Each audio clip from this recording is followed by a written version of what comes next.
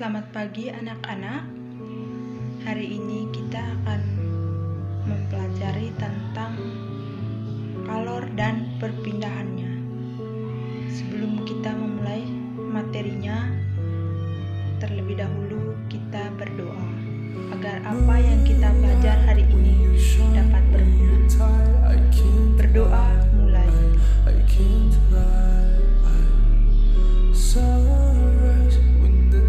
Berdoa selesai.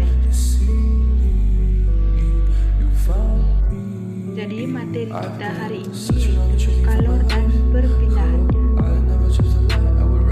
Yang pertama, pengertian kalor. Kalor adalah bentuk energi yang berpindah dari bentuk yang suhunya tinggi ke benda yang suhunya rendah ketika kedua benda bersentuhan. Satuan kalor adalah joule. 1 kalor sama dengan 4,2 joule atau 1 joule sama dengan 0,224 kalori. Lalu pengaruh kalor terhadap suatu zat. Jika suatu zat menyerap kalor, maka suhu akan naik, dan jika suatu zat melepas kalor, maka suhu akan turun. Contohnya, air panas tambah es batu itu akan menjadi air hangat. Jadi contohnya seperti itu. Dari air panas tambah es batu kemudian akan menjadi air hangat. Lalu kalor jenis adalah banyaknya kalor yang diperlukan untuk menaikkan suhu 1 kg zat sebesar 1 derajat Celcius atau 1 K. Yang persamaannya yaitu, jadi ini persamaannya, C sama dengan Q per M kali delta T. Kapasitas kalor adalah kemampuan suatu zat menyerap kalor untuk menaikkan suhunya menjadi 1 derajat Celcius lebih tinggi.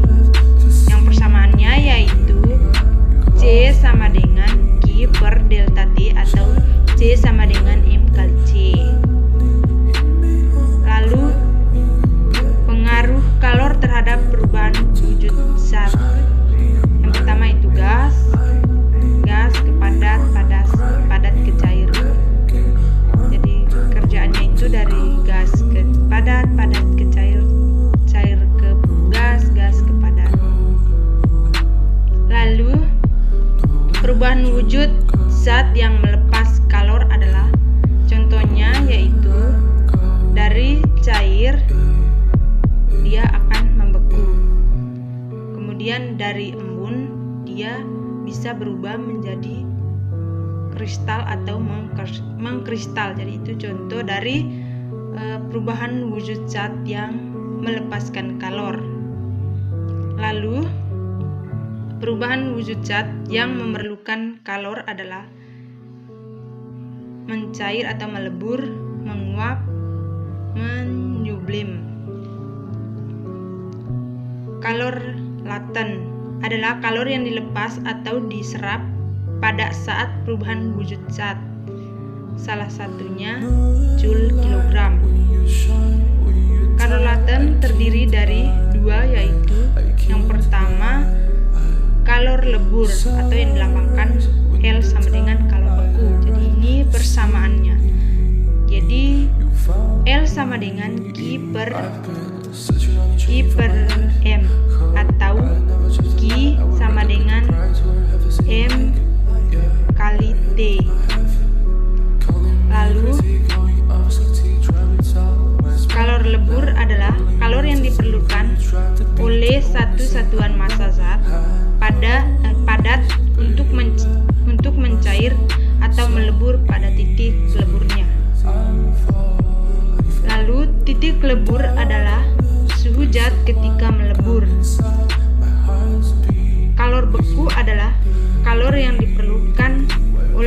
satu satuan massa zat cair untuk membeku pada titik bekunya. Kemudian titik beku adalah suatu zat ketika membeku. Yang ke B, kalor uap atau yang dilambangkan dengan U sama dengan kalor embun. Jadi lambangnya persamaannya yaitu U sama dengan Q per M atau Q sama dengan M kali U. Kalor uap adalah kalor yang diperlukan oleh satu satuan massa zat cair untuk menguap pada titik didihnya. Kemudian titik didih adalah suhu zat ketika mendidih. Kalor embun adalah kalor yang diperlukan oleh satu satuan massa gas untuk mengembun pada titik embunnya. Lalu titik embun adalah suhu zat ketika mengembun. Berikutnya yaitu penguapan dapat dipercepat dengan cara yang pertama A. Pemanasan atau menaikkan suhu. Contohnya itu menjemur pakaian di bawah sinar matahari. Kemudian yang ke B, memperluas permukaan zat cair. Contohnya itu kopi panas dituangkan di atas cawan agar cepat dingin. Yang ke B, permukaan basah dijemur. Yang ke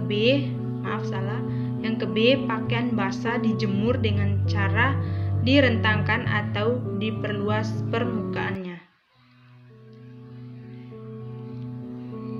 Kemudian yang ke C, mengalirkan udara di atas permukaan zat cair atau mengurangi tekanan udara pada permukaan zat cair.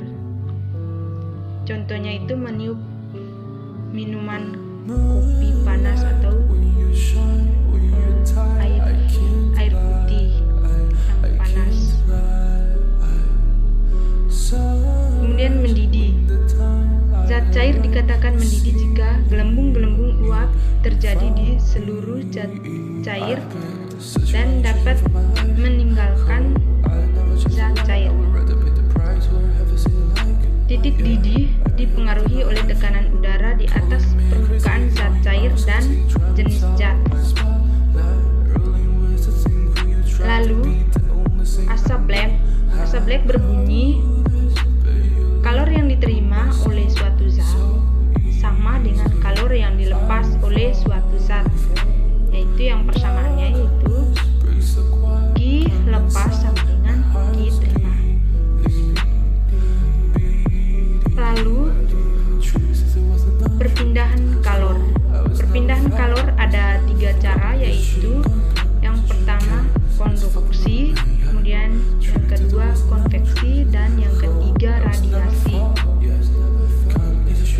Yang pertama itu konduksi adalah perpindahan kalor melalui suatu zat tanpa disertai perpindahan partikel-partikel zat tersebut. Contohnya memanaskan logam. Kemudian penghantar kalor yang baik disebut konduktor. Contohnya itu besi, baja, tembaga, seng, dan aluminium atau jenis logam lainnya. Kemudian penghantar kalor yang kurang baik atau buruk disebut isolator. Contohnya itu kayu, kaca, wol, kertas, dan plastik, atau masih banyak jenis bukan logam. Kemudian yang kedua tadi konveksi. Konveksi adalah perpindahan kalor melalui zat disertai perpindahan partikel-partikel zat tersebut. Konveksi terjadi karena perbedaan massa jenis zat. Konveksi terjadi dalam zat cair dan zat gas. Contohnya itu terjadi angin laut. Angin laut terjadi pada siang hari. Kemudian terjadinya angin darat. angin darat terjadi pada malam hari. Lalu yang kedua, sistem pendinginan mobil atau radiator. Yang ketiga, pembuatan cerobong asap. Yang keempat itu lemari es. Lalu yang ketiga itu radiasi.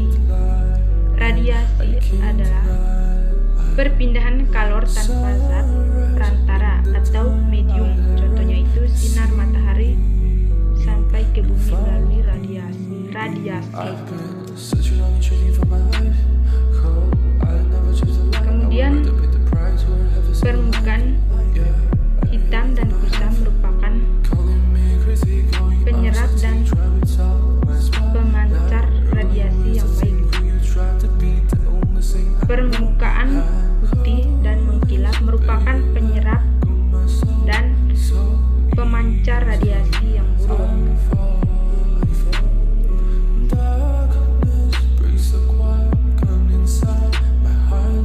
Lalu termokop adalah alat yang digunakan untuk mengetahui adanya pemancaran kalor. Kemudian ada juga pemanfaatan kalor dalam kehidupan sehari-hari, yaitu contohnya itu panci masak, termos, setrika. Jadi itu tadi pemanfaatan kalor dalam kehidupan sehari-hari. Materi kita